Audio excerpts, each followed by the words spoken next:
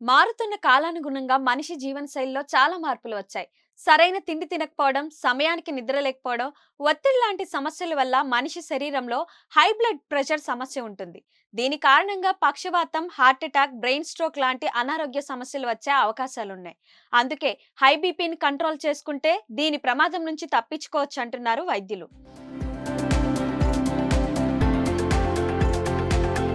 ప్రస్తుతం కూర్చున్న చోట నుంచి కదలకుండా ఫోన్లోనే ఆటలాడుతున్నారు.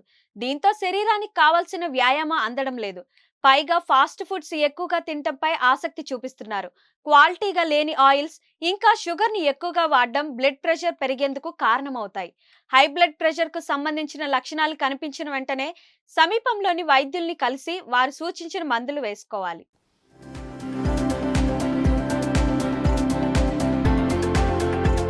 మరిన్ని వీడియోస్ కోసం ఛానల్ ని సబ్స్క్రైబ్ చేయండి. లేటెస్ట్ అప్డేట్స్ కోసం వాట్సాప్ ఛానల్ ని ఫాలో చేయండి. అండ్ లింక్ డిస్క్రిప్షన్ లో ఉంది.